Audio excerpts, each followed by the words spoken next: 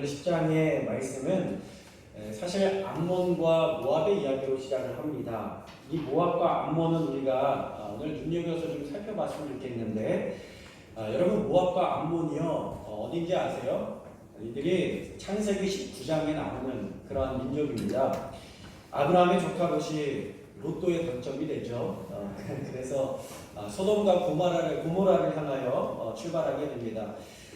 그들의 물건이, 그들의 소유물이 얼마나 많아졌는지 하나님의 축복으로 많아져서 양과 염소가 많아지게 되고 하인들이 많아지게 되고 일하는 자들이 많아지게 되면서 아브라함의 조카 롯이 함께 머무를 수가 없게 되었습니다.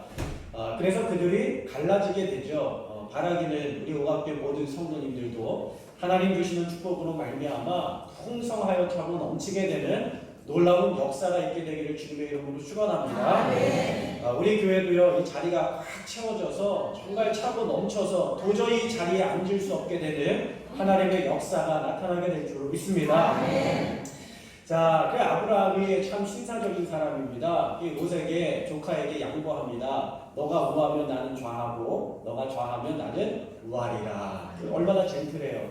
그 하나님께서 그래서 이 롯이 봤더니 어디가 좋아 보이냐면 들파는 재미가 없는 거예요. 저 도시 불빛이 번쩍번쩍거리는 도시 어젯밤에 성원의 불꽃 축제로 인하여서 굉장히 환하게 밤을 비췄다고 하는데 번쩍번쩍거리는 그 도시가 마음에 들었던 모양입니다. 그래서 소돔과 고모라를 향하여 출발을 하게 되죠.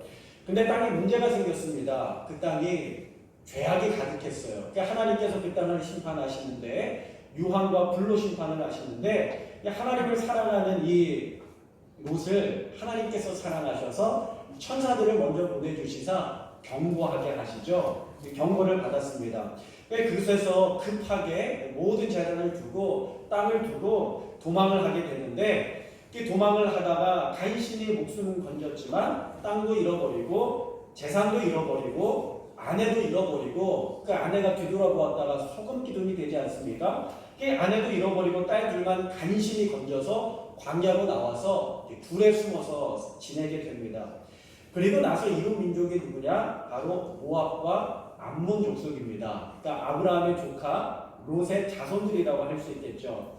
그러니까 모든 것을 다 두고 왔던 그들을 하나님께서 긍휼히 여기시고 자비롭게 여기셔서 그 이스라엘 백성들이 출애굽할 때 가나안 땅을 점령하지 않습니까? 점령할 때 하나님께서 모세에게 뭐라고 말씀하시냐면 암몬 족속은 괴롭히지 말아라, 다투지 말아라, 그들과 싸우지 말아라. 내가 그 땅을 모세야 너와 너의 후손에게 기업으로 주지 아니하리니 이는 내가 롯 자손에게 기업으로 주었습니다. 할렐루야. 아멘. 여러분 그때 하나님께서 하신 약속이요 오늘 다윗의 시대에도 여전히 동일하게 적용되고 있다는 사실입니다. 아멘. 너무 놀랍지 않습니까? 여러분 우리가요 예수로 말미암아 구원받지 않습니까? 이 사실이 100년 뒤에 변해요 안 변해요? 1000년 뒤에 변해요 안 변해요? 만년 뒤에 변해요 안 변해요? 안 변해요 안 변해요. 하나님은요 신실하신 하나님이시고 약속하시는 것을 반드시 이루시는 하나님이신 줄로 믿습니다. 그러니까 저와 여러분에게 하신 약속을 하나님께서 변해요 안 변해요? 안 변해요. 하나님께서 저와 여러분의 삶에 예수 믿는 자에게 복 주시는 하나님이신 줄로 믿습니다.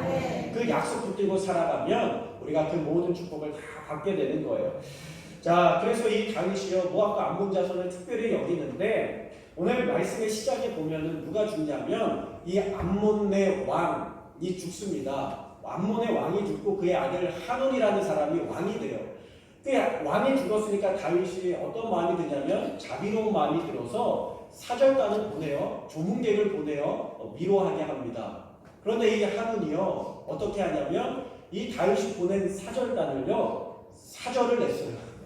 절단을 내고 요전을 내서 돌려보내는데 이사야서 우리나라에게 있어서 가장 중요한 게 예전에 뭐였어요? 신체 발부는 수지 부모라 하여서 상투를 남자들은 상투를 틀면 머리를 잘랐어요? 안 잘랐어요? 안 잘랐어요. 그 남자에게 주는 가장 큰 수치가 뭐냐면 상투 자르는 거잖아요. 이스라엘 백성들은 뭘 들렀냐면 수염을 들렀습니다. 수염을 들렀는데 그 사람들에게 있어서 가장 큰 모욕이 뭐겠어요? 수염을 자르는 게 모욕인데 이 하논이요 그 사절단 너희들 우리 땅을 영탐하러 왔지 그러면서 수염을 싹둑 잘라서 보낸 거예요. 그러니까 이 사람들이 얼마나 수치로 모욕을 당했습니까? 그런데 거기에서 멈추지 않고 이스라엘 백성들이 옷을 잃었습니다. 여기에다가 옷을 점해가지고 허리를 동여서 매는데 이 사람들은 속에 네이도 안 입고 다녀요. 그러니까요, 이게 너플너플거리면 어떻게 돼요? 다 드러나게 되는 거죠. 그런데 옷을 하체를 잘라냈어요. 그러니까 엉덩이가 볼기가 다 보이는 거예요. 얼마나 창피하겠어요. 근데 엉덩이만 보이는 게 아니죠. 다 드러내는 거예요. 그래서 수치를 당하면서 보낸 겁니다. 얼마나 모욕적이에요. 사절단을 보냈다는 이야기는 왕의 얼굴을 보낸 건데 왕의 얼굴에 수염을 자르고요. 왕의 볼기를 드러내고 하체를 다 드러내서 보낸 거예요. 그러니까 다윗이 이것을 어떻게 받아야 됩니까? 너 나랑 싸우자는 거구나. 한번 붙어보자. 그리고 가서 요절을 해야 되는데 다윗이 그렇게 하지 않았습니다. 하나님께서 이 암몬 자손과 한 약속을 기억하고 그들에게 긍휼과 자비를 베풀어서 전쟁을 일으키지 않고 그냥 사절단만 여리고성에 머물러서 조용히 머물다가 수염이 자라거든 그때 돌아오도록 하여라. 그리고 인내하고 참아요. 여러분 여기에 사용되는 단어가 무엇이냐면 이 자비의 단어가 히브리어로 헤세드입니다. 헤세드. 하나님의 은혜와 하나님의 자비와 하나님의 사랑을 나타내는 단어가 바로 헤세드라는 단어인 줄로 믿습니다. 성경의 역사는요 하나님의 자비로 끊임없이 흘러나오는 것이 바로 성경의 역사입니다. 우리가 하나님의 자비를 붙들고 살아갈 때에 동일하게 하나님의 자비가 우리의 삶 가운데에 흘러넘치게 될 줄로 믿습니다. 자, 하나님께서도요 우리를 이렇게 참으시고 용서하시는 거예요. 우리가 하나님 앞에 범죄하고 우리가 하나님 앞에 죄악을 행하였지만 하나님께서 우리를 끝까지 인내하고 참으시는 줄로 믿습니다. 예수님께서 우리의 허물로 인하여 수치를 당하고 모욕을 당하고 고난을 당하셨지만 주님께서 십자가의 모든 것을 인내하고 참고 우리를 끌어안아 주셨어요. 저는 예수님께서 부활하신 이후에 자신을 배반했던 제자들과 베드로에게 찾아가시잖아요. 여러분 예수님께서 부활하셔서 찾아가셨으면 배반했던 자에게 뭐라고 이야기했어요? 너 나 배반했어? 감히 네가 나를 배반했어? 라고 말할 수 있지만 여러분 우리 얼마나 근질근질합니까? 그 잘못이 있으면 얼마나 얘기하고 싶어요. 그런데 예수님께서 참으시는 거예요. 하고 싶은 말 참으시는 거예요. 해야 될 말을 참으시는 거예요. 그리고 뭐라고 이야기하냐면 베드로야 배고프지 않냐?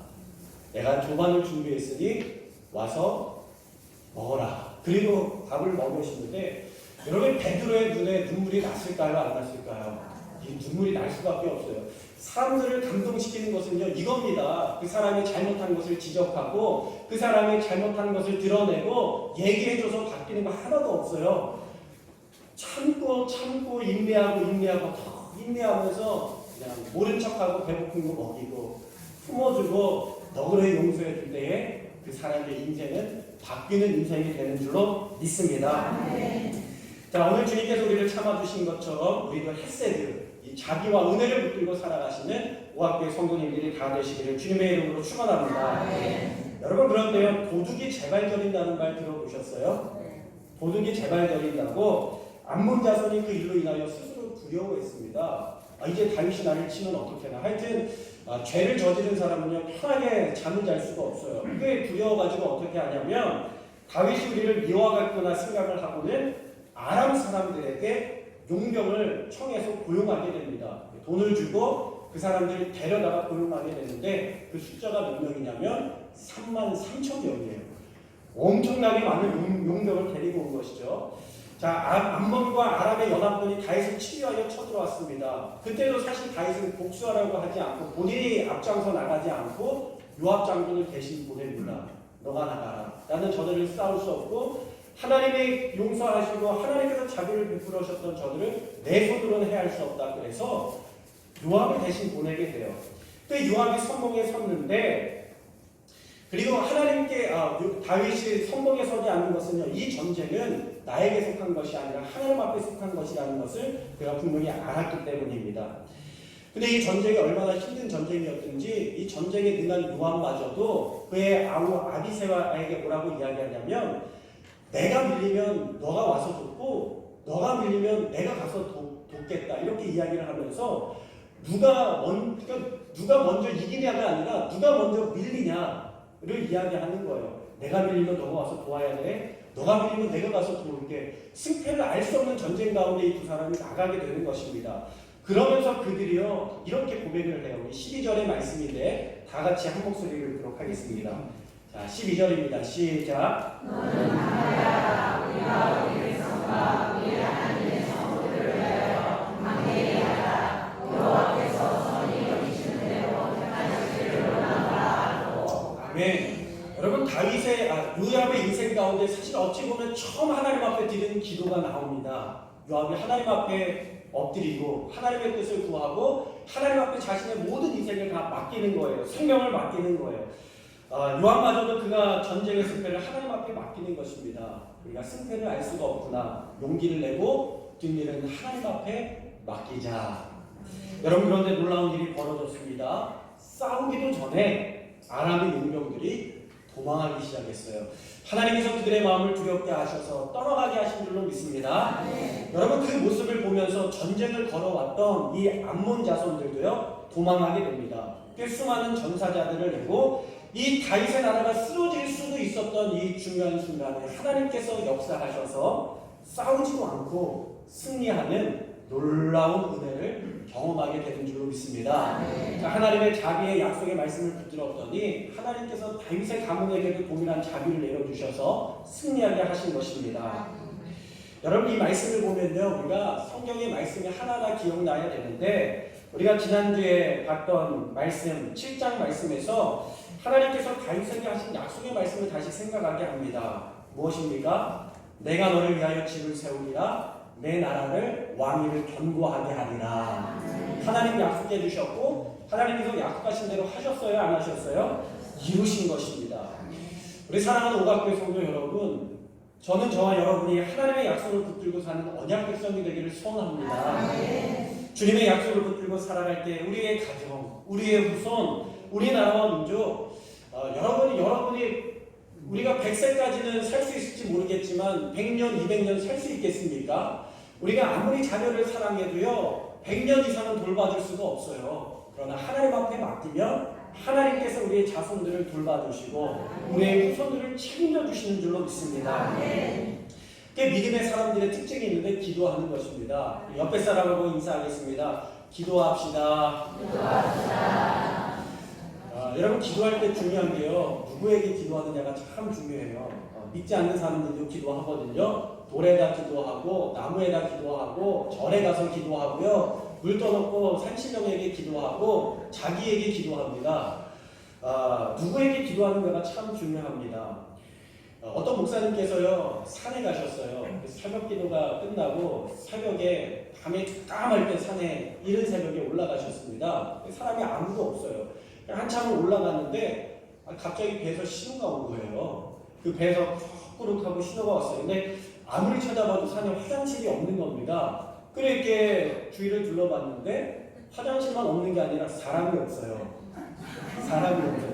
어두워요. 그래서 이 목사님이 어떻게 하셨냐면 등산로 바로 옆길로 살짝 비켜서서 거기에서 볼일을 보신 거예요. 배가 꾸룩꾸룩 아프니까 볼일을 얼른 보고 그리고 나서 그냥 나오려고 하다 보니까 너무 티가 나서 흙으로 살짝 덮었습니다. 근데 마음이 찜찜한 거예요. 거기다가 뭘 해냈냐면 볼을 주워다가 이렇게 잘 안 보이게 감춰 놓았어요.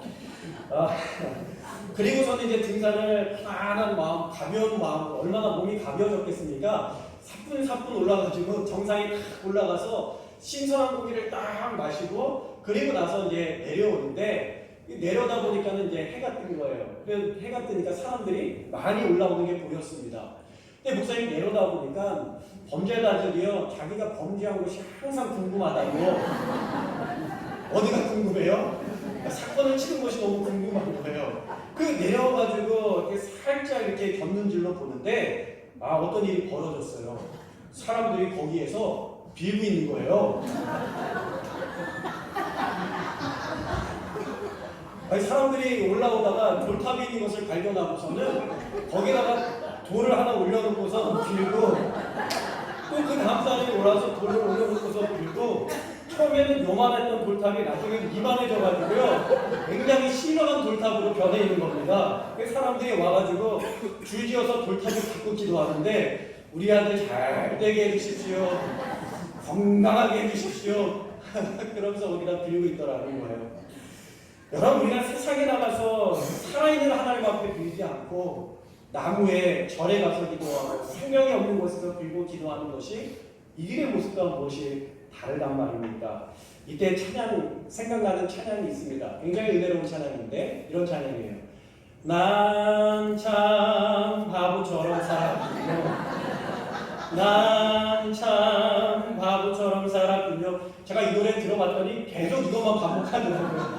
난 참 여러분, 이분이 누구냐면 70년대 가수였는데 대마초 하다가 구치소에 수감이 되고 나서 충격을 받고는 연예계를 떠나고 지금 목사가 되셨어요. 그래서 일찍이 목사가 돼서 지금 미국의 LA의 코너스톤 모퉁이돌 교회에서 목회를 하고 계시는 이종용 씨의 노래입니다. 이종용 목사님이에요. 네. 이분이 지금 찬양이 또 있는데 혹시 아세요? 겨울에 태어난 아름다운 당신은, 저만 가요 부르고 다 이렇게 거룩하신 분들이 나오셔가지고 이분이 목사님이라니까요. 오늘도 교회에서 부르고 계시다니까요. 난 참 바보처럼 살았군요. 이분이 그때 회개하고 깨닫고 하나님 앞으로 돌아오는 놀라운 역사를 경험하게 된 줄로 믿습니다.